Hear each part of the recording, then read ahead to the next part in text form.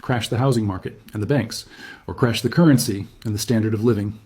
Most likely, they will try to walk the middle path, which means they will fail at both.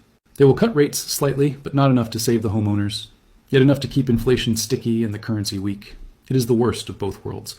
The tragedy of this situation is the human cost. We are witnessing the destruction of a generation. The social contract in Canada was simple. Work hard, get an education, and you can afford a decent life in a safe city. That contract has been torn up and set on fire. A young person graduating from a Canadian university today faces a tax rate that takes half their income, a cost of living that makes saving impossible, and a housing market where a starter home costs $1 million. They are looking at the math and realizing the game is rigged. This is fueling a brain drain. The best and brightest young Canadians are leaving. They are moving to the United States, to Dubai, to anywhere where hard work is actually rewarded. Doctors, engineers, and tech workers are fleeing south. Who can blame them? In Texas, they can double their salary and buy a house for a third of the price. What remains in Canada is a population of asset holders, boomers, and asset servers, immigrants and the young. It is a neo-feudal structure, the landed gentry and the serfs. But even the landed gentry are not safe. Many boomers are relying on their home equity to fund their retirement.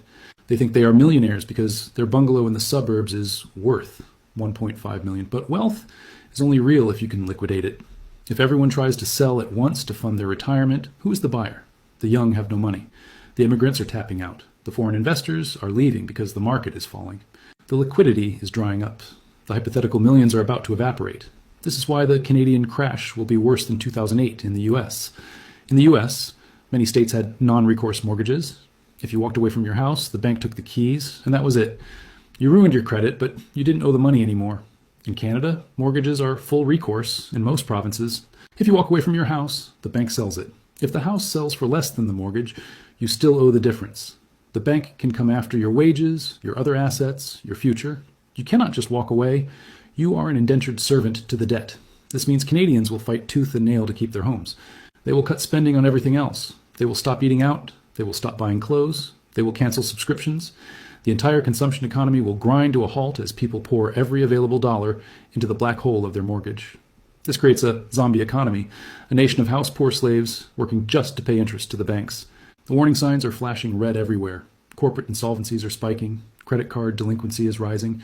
Auto loan defaults are up. Productivity is falling. The standard of living is declining at the fastest rate in 40 years. Canada is a case study in what happens when a country prioritizes asset bubbles over productive growth.